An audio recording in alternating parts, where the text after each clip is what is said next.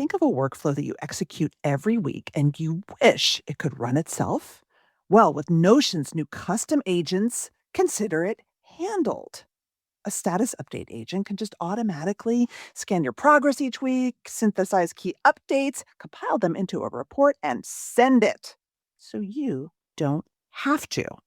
I love Notion. I use Notion. Notion is an AI-powered connected workspace for teams. Try their new custom agents at notion.com/achiever. That's notion.com/achiever, all lowercase, to try their custom agents today. And when you use this link, you're supporting the show. Brevo is the all-in-one marketing and CRM platform built to help you connect with customers, boost engagement, and grow your business smarter. And you can use Aura, the AI assistant that helps you create smarter campaigns in real time. Get started for free today. Use code Achiever50 and you can save 50% on starter and standard plans for the first 3 months of an annual subscription. Just head to brevo.com, that's brevo.com/achiever to take your marketing further with Breva and Aura. I travel a lot and I need to protect my data. That's why I use ExpressVPN to secure my online data. And plans start at just $3.49 a month. That's only 12 cents a day. Secure your online data today by visiting expressvpn.com/achiever. That's expressvpn.com/achiever and find out how you can get up to 4 extra months. expressvpn.com/achiever. Are you starting a business? Do you need compliance documents and bylaws and an operating agreement and all of the paperwork you need to create a business identity? Don't pay hundreds or thousands of dollars for what you can get from Northwest Registered Agent for free. Visit northwestregisteredagent.com/achiever-free and start using free resources to build something amazing. Get more with northwestregisteredagent.com/achiever-free. See less carts go abandoned and more sales go with Shopify and their so helpful purple Shop Pay button. You can sign up for your $1 a month trial today at shopify.com/anxiousachiever. Shopify.com/anxiousachiever. And you can hear your sales go.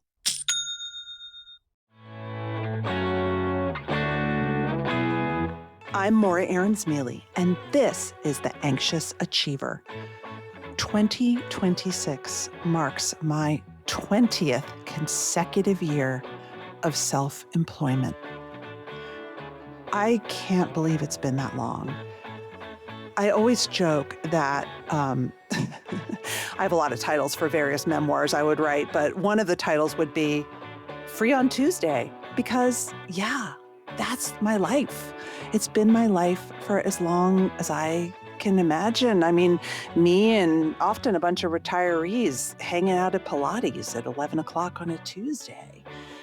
Now, I always ask myself the question too, am I an entrepreneur because of my mental health? Or did my mental health,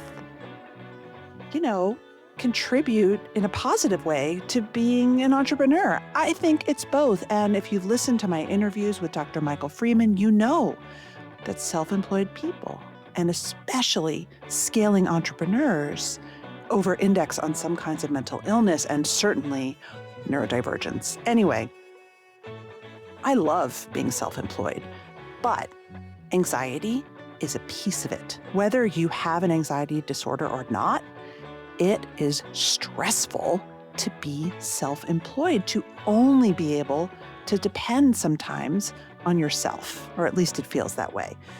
Today is a very, very human and really good conversation with two entrepreneurs, Chris Brogan, who's a pioneering social media thinker and author, and Ada Calhoun, who's a writer, and she wrote a great book called Why We Can't Sleep, which also could be a theme for entrepreneurship. So, freelancing, self-employment, entrepreneurship, and mental health.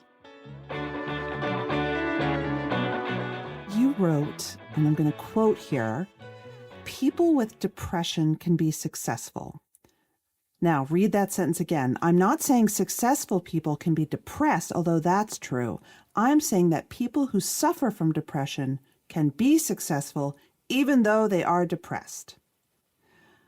A, I couldn't agree with you more, but B, why, Chris, did you want to sort of reframe the sentence to say that people who have depression, who are depressed, who may have chronic depression, can be successful? Well, I deal with a minor case of major clinical depression. So my diagnosis is major clinical depression, but I have kind of like the lower end of that scale. And I'm a person who's done all kinds of work as an entrepreneur, as an author, as a keynote speaker. I do a lot of consulting with big companies, and these two things coexist. And I guess a lot of what I do sort of as a way to help people figure out who they want to be when they grow up is I try to look for excuse removal systems. I'm always looking for what excuses are in somebody's path. And so someone will say, well, it can't be this. I deal with clinical depression. Clinical depression, different than feeling down in the dumps or depressed or whatever. Clinical depression is just a chemical thing. It's the same as diabetes. So some people take medicine for it. Some people take specifically insulin for it. Others just try not to eat too much cake. With depression, it's the same sort of thing. You have to deal with some meds most times. You have to deal with some lifestyle changes. And then beyond that, you can actually live whatever life you think you need to live. I mean, I mostly agree with you, but hasn't there surely been a time when you've been in a more severe, away from, what did you say, mild, when you've been in a more severe clinical phase where just getting out of bed has been hard? Absolutely. And, the same with anyone with any kind of a medical difference or whatever. So someone with diabetes can go through a bad bout because, something changes or they don't get their food in the right time frame and whatever. With depression, there are definitely days where the bed is the best place for me to be. But it doesn't mean you can't have your career. It just means that you have to take extra steps, and there's things that happen. Driving around with the brake on is kind of how I like to explain depression sometimes. Sometimes when I'm dealing with depression, it's like ripping that parking brake up as high and tight as you can go and then still trying to drive your car. It groans and it barely gets anywhere. And you're like, oh, well, that's how it is. With depression, what happens is, everything is a lot harder to do. Everything is slower to do, et cetera, but you can still get it done. And, I've given keynote speeches in the midst of like some bad depression. And what's happened is, I didn't sleep very well the night before and I didn't go to every one of the meet and greets. And I've become the absolute best person in the universe at the Irish exit. Sometimes I'm so good at it, I don't even enter. People just think I was there. You use the hashtag, right? Like you tweet, you use the hashtag, you were there. Yeah, exactly. And I'll be like, hey, I'm over by the dips. Where are you? And, I'm in my bedroom, rocking back and forth. So, I mean, you can do it. And I guess I just wanted to point that out to humans because I think a lot of times we're looking for somebody to come and, stamp a stamp on us somewhere that says you don't have to do this because you are somehow flawed or dented. And I just think we can all operate with a little bit of dents in us. I agree. And I think that one of the things that I always try to convey to people, because I have anxiety and depression, I think you do too, is like, I'm a professional, damn it. Like how I feel on the inside is not how you will get me if you're paying for my time. And I have mostly learned over the many years to fake it. A lot of the best comedians and entertainers have some level of depression in their life. They have clinical depression. Robin Williams famously did, and passed away related to that. But most of the people you think are the funniest people in the world also deal with that. One of the things that you kind of get free of charge with depression and anxiety is a lot more self-awareness, a lot of self-deprecation. There's a lot of opportunity to kind of look down at your belly button and explain to the world in which ways you're flawed. Let me tell you all my flaws.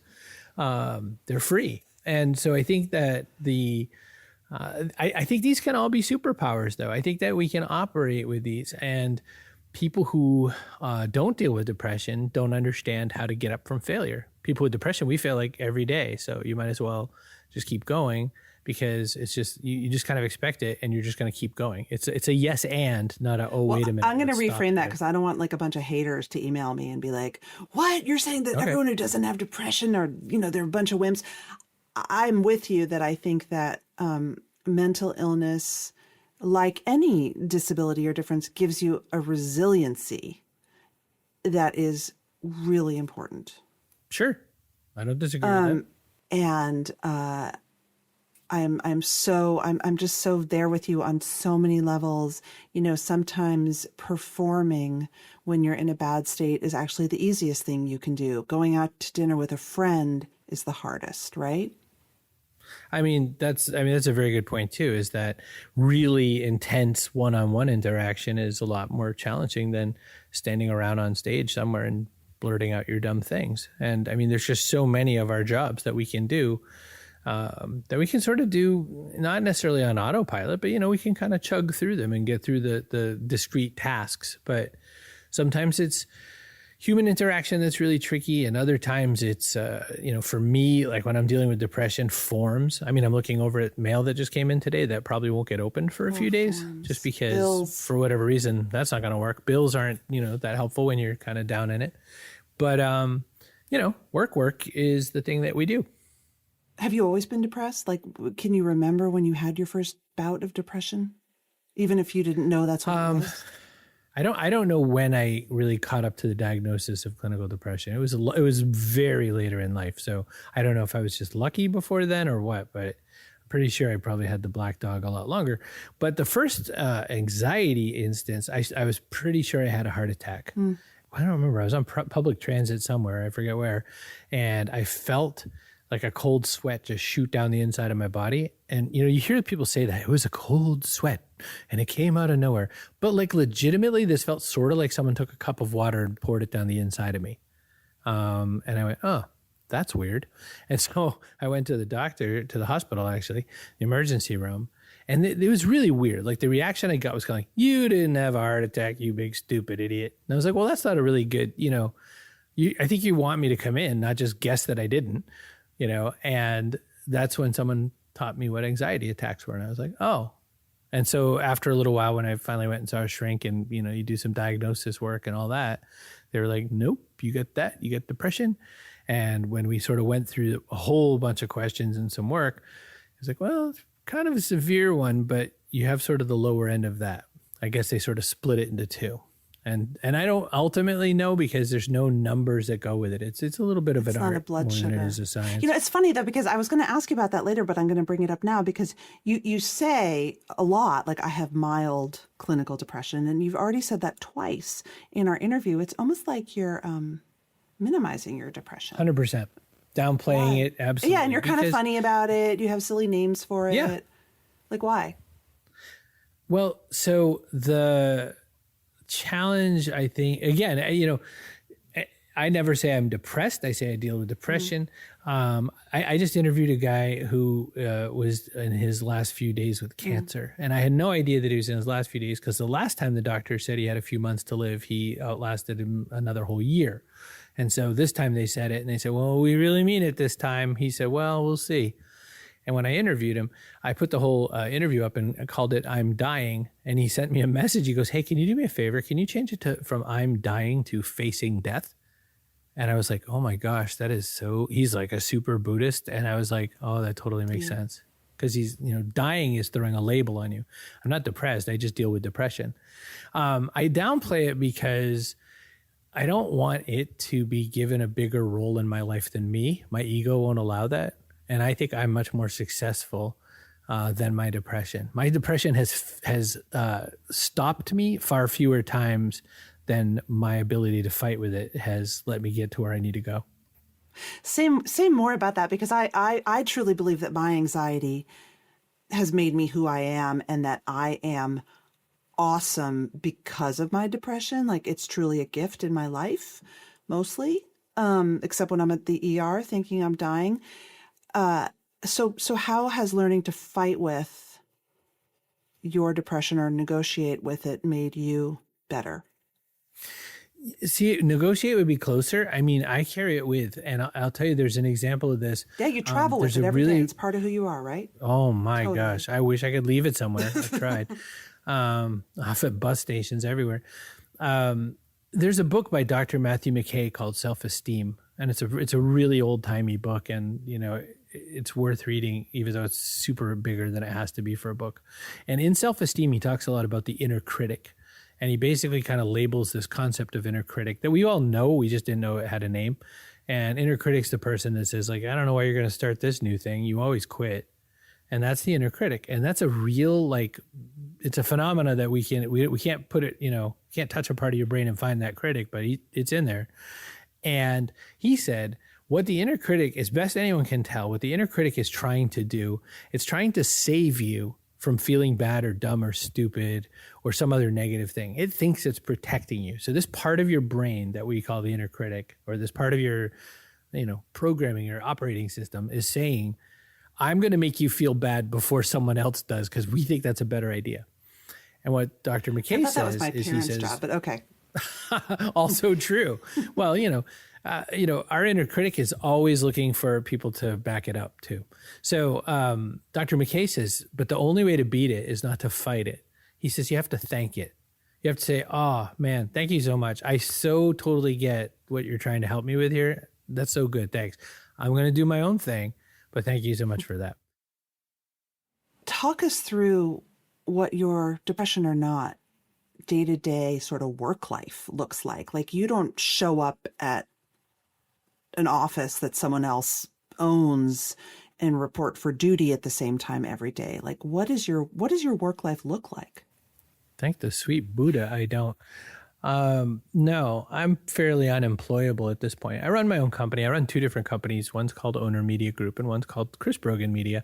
In my roles, the one real challenge that I've put before myself is that all the things I do professionally require an immense amount of creativity. So I do business advisory work, I do digital marketing work, content marketing work, I do lots of content creation work. And, you know, when it comes to that, like creative stuff, writing, you know, so sometimes when you're down in it, that's the thing that you really, you know, you feel a little tapped about. And creatives have different ways that they kind of interact with people when it comes to what their output is. And, you know, money for sure is probably my number one trigger for outward things that make me feel depressed. Because I just keep reminding people it's chemical. Like, I don't get a choice. Some days everything's great and I still am feeling it and I'm still going to feel it. But, you know, kind of circumstantial things. Money is one. The other is, you get a lot of opportunities as a creative person to feel like a kid at their 7-year-old birthday and no one came. You know, you sent all the invites to all your classmates and no one shows up. You get that feeling a lot when you make creative stuff. So you asked about my day. My day is mostly creating stuff. My days are never super full and busy on purpose. I schedule my days to about 40%. And that's a skill that I put together to say, and I advocate for this to people who don't deal with depression. I think everyone overschedules themselves immensely so that they run into these weird, crazy situations where they're all talking about how busy they are. How did you learn the hard way, or did you learn the hard way, about what worked for you and what didn't in terms of managing your time, running your business as someone who gets depressed? Like a lot of things I've done in my life, it's error and error. You know, I don't know that there's any trial. I think it's just, I just fail all the time. And so what I figured out was when I say yes to somebody, when I'm feeling, let's say, neuronormative to make it sound scientific, when I feel like a normal human being probably does, I just do the thing. When I don't feel like that, you know, I'll give you, here's a real world example from this week. So a couple, 3 days ago, someone pings me and says, hey, can you record this video? All of these people are going to get together and we're going to make a little virtual conference and we're going to do it right now. And I just need 20 minutes. I'm like, yeah, sure. Glad, you know, and I get over to start to do it. And they say, oh, one thing, we needed to have a white background. And I'm like, you know, I have a studio and it has a blue background and it has bookshelf and stuff. It's, you know, it doesn't look like that. So I'm like, now I got to go find a thing. Depression is everything you think right after this I was just supposed to push record and be done shortly after. Depression is like and now I'm going to have to do this thing. And I write back this little whiny email like, white? Why does it have This to be is a so white hard. background? Yeah, exactly. I got them what they wanted, but I complained the whole way and felt grumpy about it the whole way because depression. So that's how it works. I mean, for me. And so what I learned was, if I can do more of the things that I really want to do, and if I could be, I'll give you one super, it's not a secret because everybody can know it. The thing that gets me out of depression faster than anything in the world is just helping other people do something. If I help other people and like lift them up in some way or make them feel better, that gets me out of depression. But I let me put like a little asterisk and a warning, and you got to go read the bottom of this label. It's not the same as love. You know how you have to like love yourself before you can actually love other people? It just doesn't work right the other way. You can help other people while you're still depressed. It's okay. I tend to be a pretty reclusive and introverted person on a good day. And when I'm feeling really depressed, I will totally withdraw from people. I will be mean to the people who love me so that they get angry at me. And then I will just disappear from my work world. And if the people that I work with closely didn't know that I had depression, I could be in real trouble because there are days sometimes, and again, I mean, I run a business, I drive business development and sales for this small company that pays for, a bunch of people. If I'm in bed, not able to do something really small, like answer an email, that has ripple effects, not to mention the fact that I'm a parent, but I have found it necessary for my team to know. And it doesn't happen often, but there have been times where I have had to say, like, I'm sorry, I'm really depressed right now. And they know to say, okay, can I take this over? And I'll be back to them in 2-3 days because God bless, antidepressants. But I've had to employ that level of radical transparency. And I'm curious how that works for you. Shopify is the commerce platform behind millions of businesses around the world and 10% of all e-commerce in the US. I use it. I have this one incredible cashmere throw wrap, and it is something that I buy for the people I love in my life and professional colleagues, friends. It's just like giving someone a warm hug. And when I buy it, because I've bought it many times in different colors, when I see that purple Shop Pay button up top, I know that my transaction will be secure and easy. That's Shopify. And if you're a seller, Shopify is having like a design studio, a marketing partner, and a sales expert in your pocket. It has world-class expertise in everything from managing inventory to international shipping, processing returns, and beyond. It accelerates your efficiency, whether you're uploading new products or trying to improve existing ones. Shopify is packed with helpful AI tools that write product descriptions, page headlines, even enhance product photography. You can tackle all your important tasks in one place, from inventory to payments to analytics and more. You don't need to save multiple websites, try to figure out what platform is hosting the tool. It's all in one place, which means that me, as your purchaser, knows that it's all in one place and I can just click the little purple button at the top of the purchase screen. See less carts go abandoned and more sales go with Shopify and their Shop Pay button. Sign up for your $1 a month trial today at shopify.com/anxiousachiever. Go to shopify.com/anxiousachiever. And here your sales go.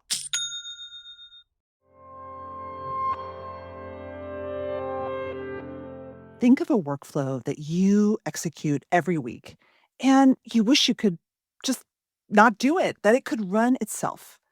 With Notion's new custom agents, you can consider, like those weekly status reports, handled. A status update agent can automatically scan your progress each week, synthesize key updates, and compile them into a report. Can even send it out to your team.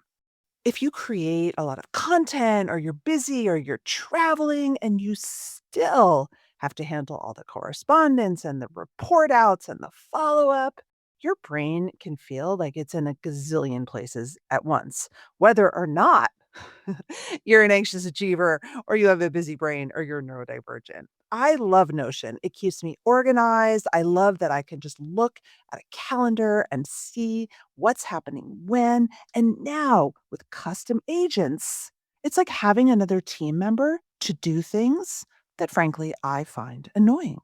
Notion is an AI powered connected workspace for teams.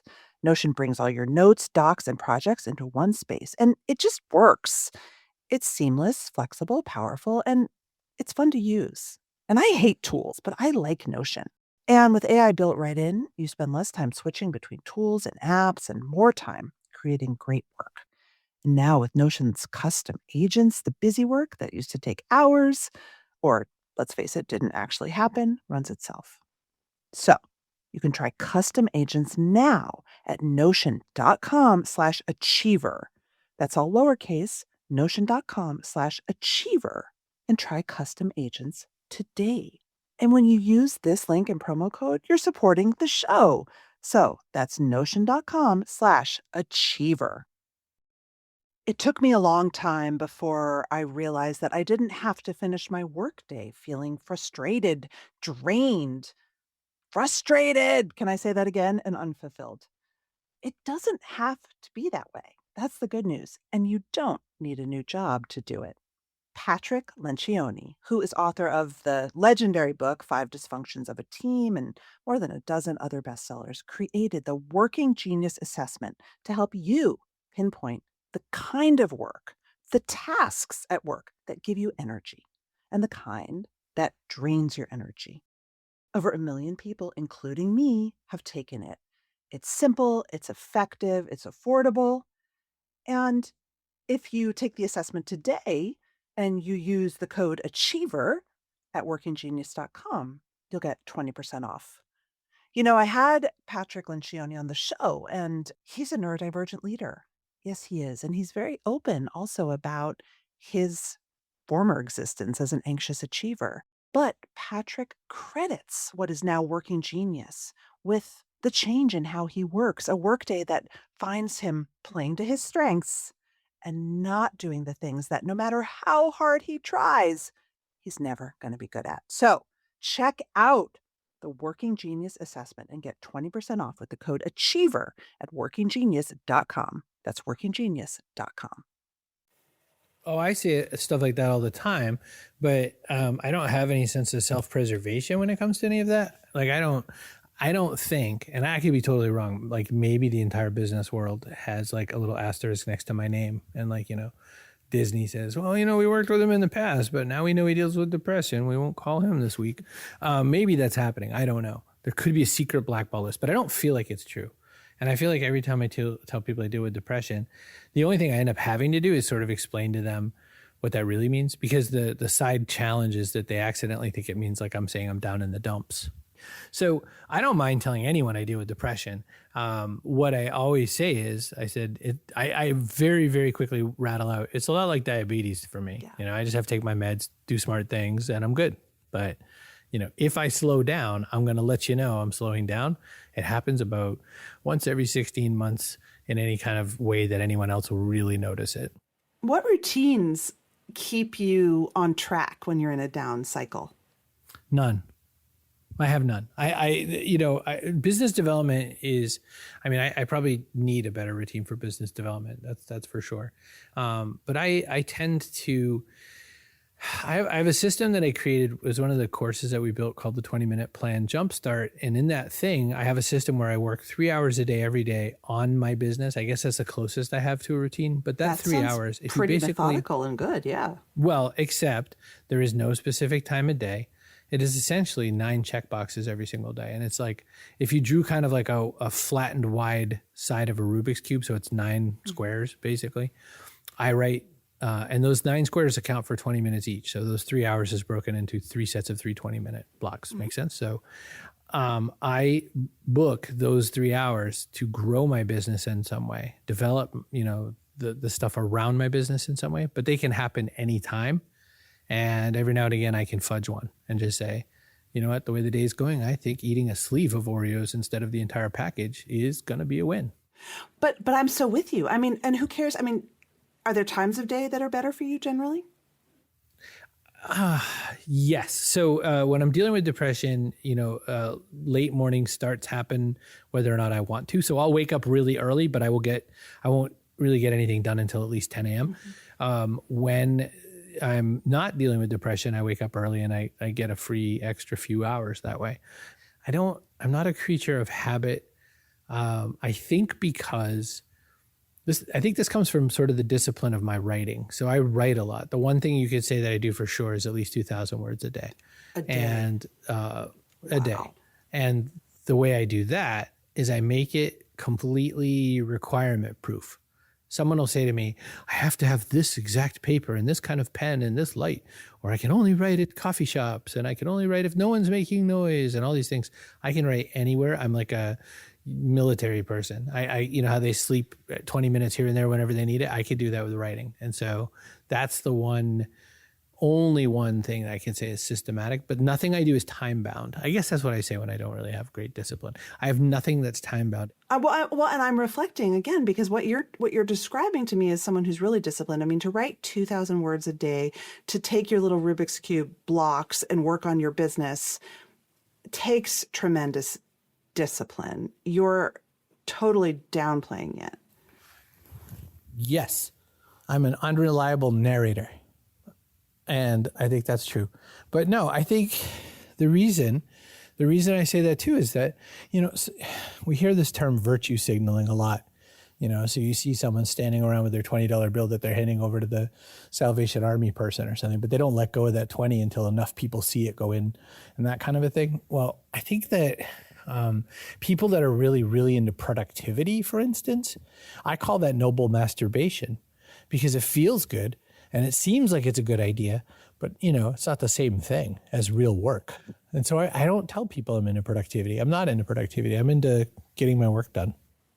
I love that. The last thing I want to talk about, we talked a little bit about money at the beginning, but I want to hear your advice for listeners who may find themselves freelancing, who are worriers, who have anxiety, who have occasional bouts of depression, and who are saying, I can't be a freelancer. I can't pursue my creative passion.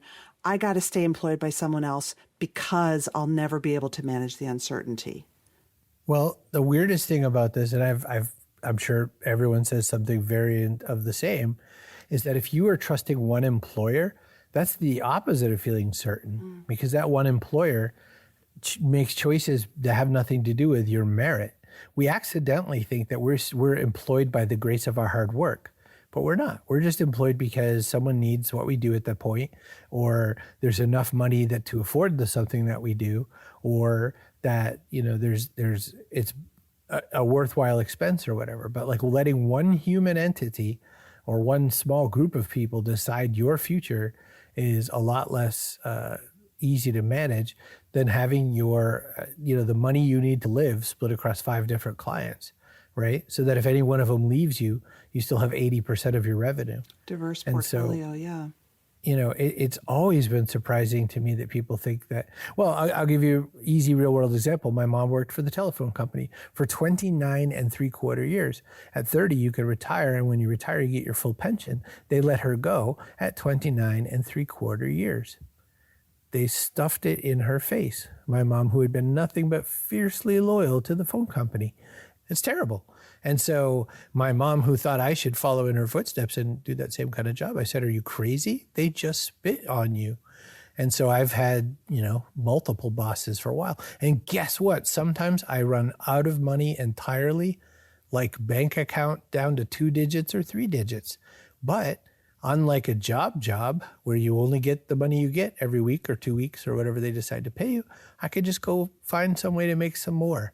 And I think that that's the beauty. So my advice is you're a lot safer if you have the controls to earn. So cash flow planning is not something that keeps you up at night. I'm taking it.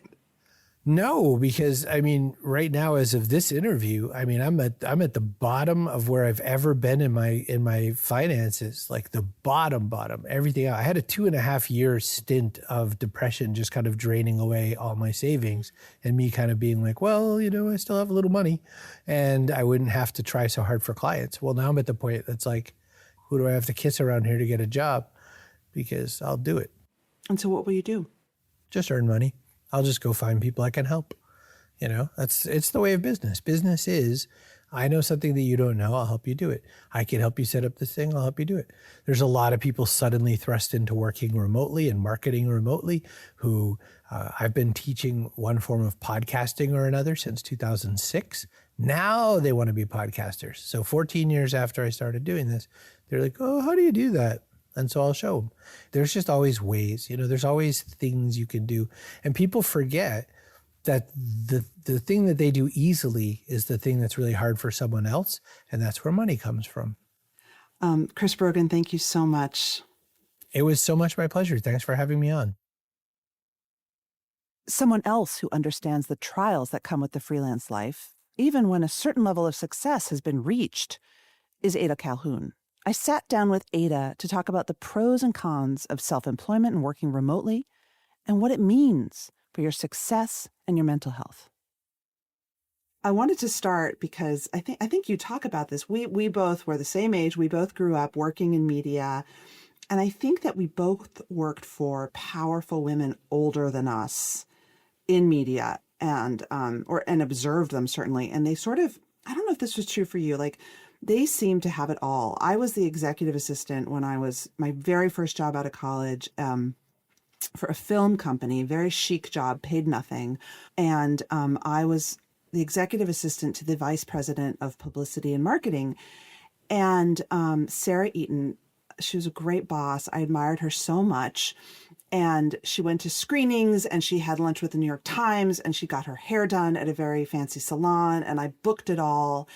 And I just was like, wow, this is who I want to be, And that's what I thought I would be, like I was starting out as an executive assistant. The path forward just seemed pretty clear. And that world just sort of vanished, right? Like those VPs certainly don't have executive assistants anymore. It's much harder to get a great job with great benefits and have lunch with the New York Times or have lunch with anyone in media. Yeah. What's your experience been? Does that resonate with you? It does resonate with me. I started out as an intern and then worked my way up. I got to editor-in-chief of like an online magazine. It was about, I guess, 15, 16 years ago.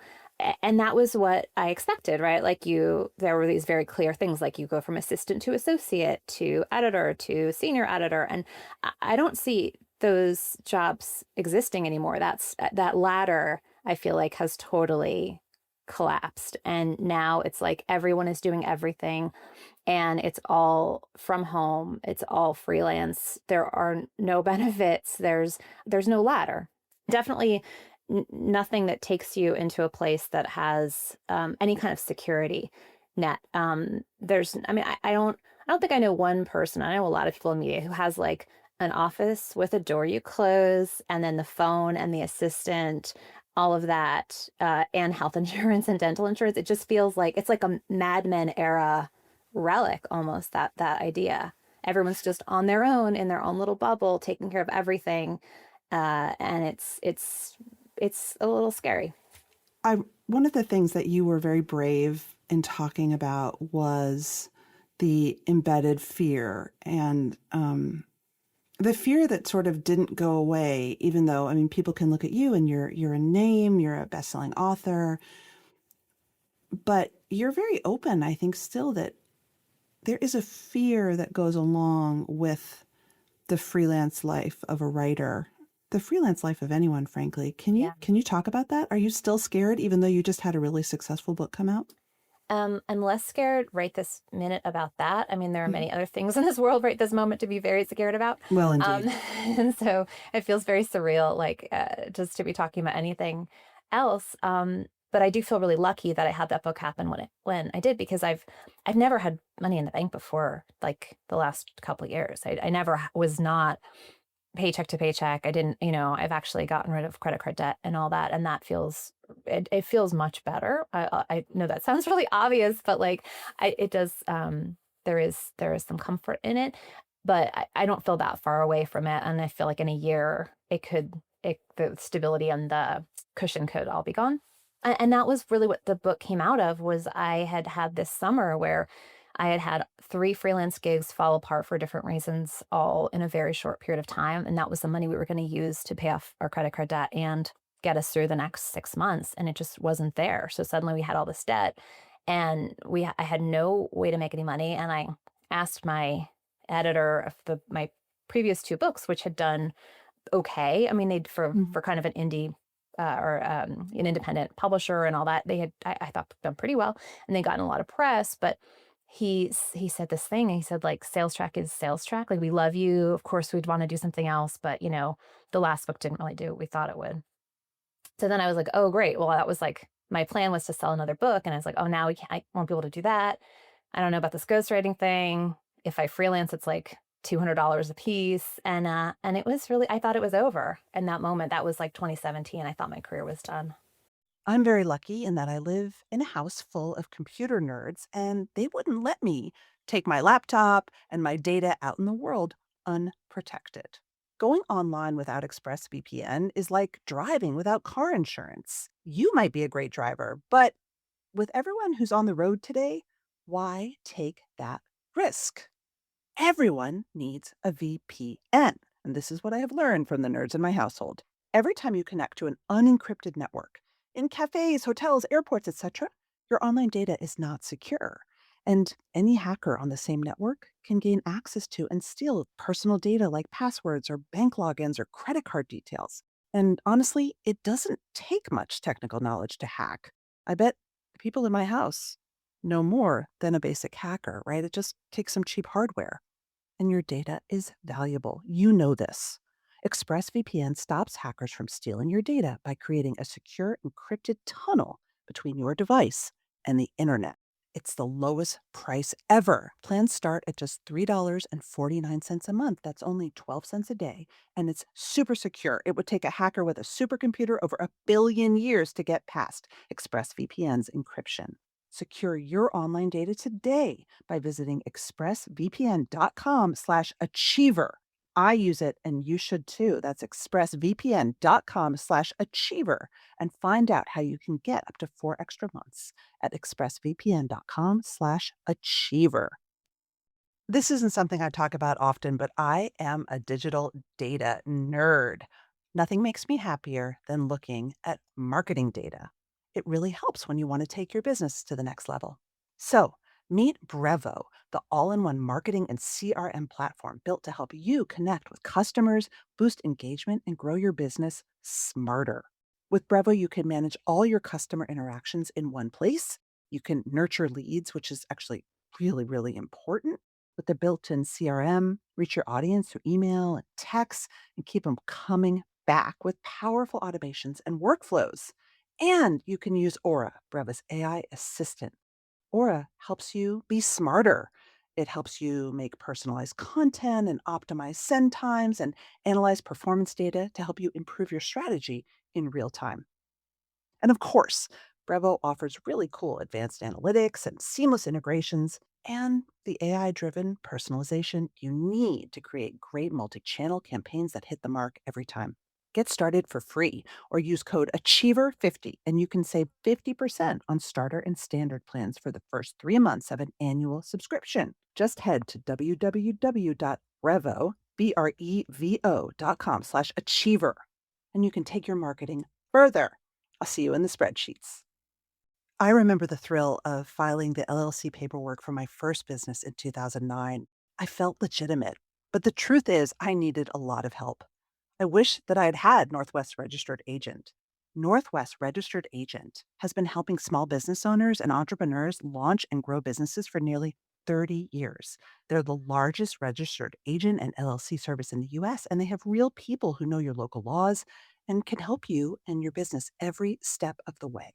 From paperwork, your operating agreement compliance, to website and contact information, all the things that help you create your business identity, right? These are the things that say to the world, hello, I am a legitimate business open for business. Northwest gives you access also to thousands of free guides and tools and attorney drafted documents to help you run your business with confidence and with privacy. You can sign up for a free account to begin managing your business with lawyer-drafted operating agreements, bylaws, resolutions, membership certificates, bills of sale, and more, all in one place, all at no cost. And with Northwest, privacy comes standard. Your data is never sold, and all services are handled in-house under their privacy by default promise. Don't pay hundreds or even thousands of dollars for what you can get from Northwest for free. Visit northwestregisteredagent.com/achiever-free and start using free resources to build something amazing. Get more with Northwest Registered Agent at northwestregisteredagent.com/achiever-free. I'm just pausing because I'm feeling that anxiety. I'm feeling that anxiety with you. Were you still the breadwinner? Yes. Yeah. I mean, I have a wonderful husband. He's really supportive and fantastic, but he is also like a performance artist and musician. And he has many jobs. I mean, he teaches, he works as a box office manager, he does front desk stuff other places. Like he has many, many jobs. But none of them pay very much and they're all freelance. So it was sort of, I've been the one who's brought in most of the money every year. Did you ever feel like you needed more structure in your work life? Was that at all ever part of the motivation to look for a corporate job, or is that something you just never needed? Yeah, every once in a while I would daydream about it. I would have these fantasies of like going into the break room and getting a cup of coffee and going back to my desk and sitting at the desk and having my like landline phone and my like desktop computer and I would dream about it and having coworkers you'd banter with. And I mean, it's been so long since I did those things, but I still remember them in a fond and romantic way, much as one might look back on a idyllic childhood in the countryside or something. But it doesn't feel real. It doesn't feel like actually something within reach. If you don't mind me asking, because you've been open about your anxiety and your mental health, as a freelancer, you don't always have the best insurance, right? Oh yeah. How do you handle therapy, mental health, paying for self-care when you are a freelancer? How has that been? Well, I did therapy for a while, like 15 years ago, and then I've gone back for short periods of time, and I've said like, yeah, because it's of course not covered by insurance for me. I've said like, oh, I can afford to come like 5 times. Please help me try to fix this major problem as best you can in 5 times. And fortunately, I have the most wonderful therapist. I love her so much, and she really gets a lot done in a short period of time. And I've gone back more recently, and she's been great. But I pay for my own insurance. We have like the bronze plan from the state exchange. It's $1,200 a month for the whole family. And it's, and it's not great. Like there's a high deductible and it doesn't cover things like mental health care. So again, it's been pretty catch as catch can, where I can go if I have a little money, squirreled away to do something like therapy. Self-care stuff, like I actually just wrote a piece about self-care and how it doesn't actually work a lot of the times. Like a lot of it feels rather lonely to me. Really? And what really helps me the most is being with other people, helping other people, doing things that feel kind of slightly virtuous. Like that to me actually is more of a mood booster than like being in a getting a manicure or whatever. So I want to talk about midlife, because the real thrust of your work is new, because we hear a lot about how difficult it is, and it is very difficult for young people just starting out to get their footing financially and career-wise for all the reasons we've talked about, the gig economy, the lack of security. I do a lot of work in my day job with AARP, and there's also tremendous data about financial insecurity for seniors. Yeah. There aren't pensions like there used to be, et cetera, et cetera. You and I are both Gen Xers. We're in our early 40s, and we get ignored. We're often called the middle children, the stunted middle children of the generation. The Jan Brady generation. What is your position on, and I want to zoom in on anxiety, about the effect of our current financial high wire acts on our mental health and And what did you learn in your reporting journey talking to so many midlife people?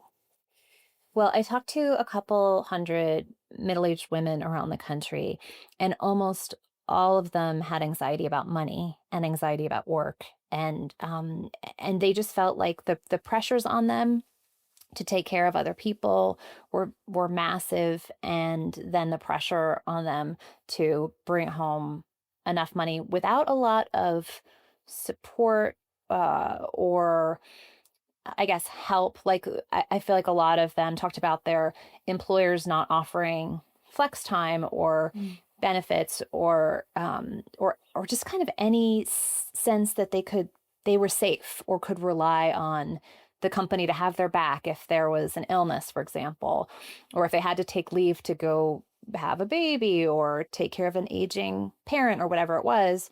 There was so much fear, and it was sad to me to learn that actually a lot of the fear was very well founded. Looking at the numbers, looking at what employers were offering, we're not crazy if we feel like there's no stability in our jobs, or if we feel like there's a ton of pressure on us. There just is.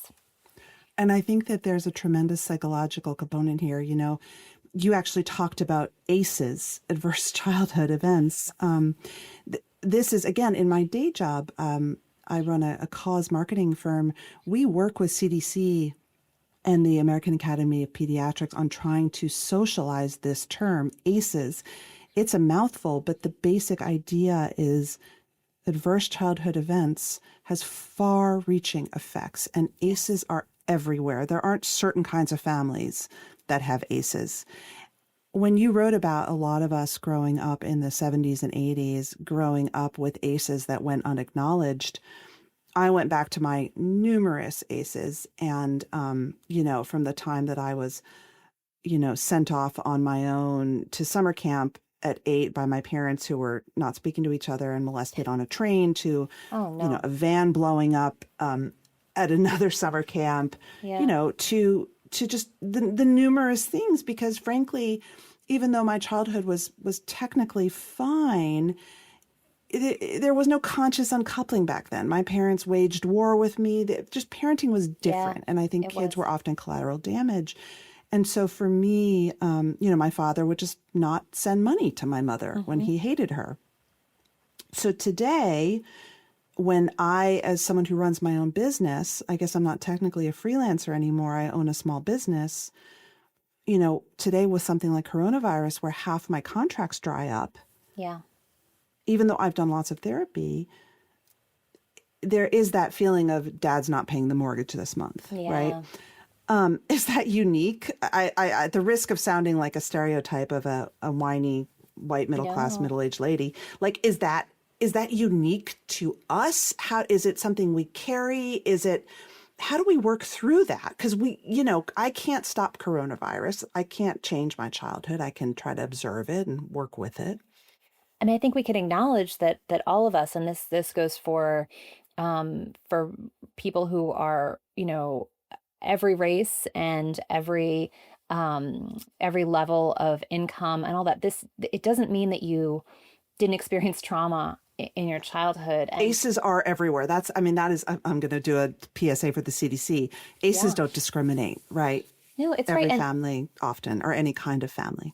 And the study that this came out of was done at Kaiser Permanente, and it was done with people who had enough money to have jobs in this area, and who had health insurance. And what they did in the study, as you know, is they looked at these adverse childhood experiences against the medical records. It was like 10,000 people. It was like some huge number that they studied, and these were mostly middle-class people. And if they had more than 4 traumatic experiences, their rates of things like diabetes, heart disease, depression, suicide, all of this went up and up and up exponentially. I think it's like, if you have more than 4 ACEs, I think you're like 1,200 times more likely to commit suicide. And it's not because people can't like handle it, or or that they're weak or something. It's because these things take an actual physical toll on your body and your brain, and they rewire things when they happen. And it's something like having being sexually assaulted, or that sense of we don't have any money, or divorce or fire or whatever it is. And I just think we have to acknowledge that is playing a big part in every aspect of our lives in middle age, that lingering trauma, it doesn't just go away. It's haunting. And I think it's especially haunting sometimes with money. I remember my mother used to say, like, very second wave feminist type of thing. She used to say, you have to make your own money. No one else is going to help you. And it was not bad advice, right? She didn't want me to rely on a man for money. She felt like she'd had to learn that lesson herself, and she had made her own money and she was proud of it. And she wanted that for me. But the message that I got was that if I didn't make my own money, I was just doomed. Like, I was doomed. And then once I had a family, I was like, they were doomed too. My baby was like going to starve. Everybody was going to wind up on the street if I didn't get enough freelance work that month. And it just gets down into you. And so many of the women I interviewed, I would ask them, like, what would be enough? And they had a lot of trouble telling me what would feel like it would be enough, like they would be safe money-wise. So if a fairy godmother came down and waved their magic wand and said, okay, Ada, I'm going to give you that cushy corner office and an executive assistant and lunches in the Condé Nast cafeteria, would you take it now? I don't think I would take it now. I mean, ask me again in a year and it might be different. But at this moment in time, I feel like because I've had to make my own life and my own career cobbled together from all these different things, like freelancing and ghosting and teaching and writing my own books, like, I feel like I've been able to say all the things I want to say in the world in one form or another. And I feel like that's a great gift as a writer, to have those outlets and to feel heard and seen. And like, I get messages every day from people who read things I write, and most of them are grateful, and that's all I could ask for. That's it for this week's show. If you like the show, follow us and tell your friends. And please leave us a review. It really helps the anxious achiever get found by people just waiting for our content. I'm your host, Maura Aarons-Mele. Lots more to come in the next episode.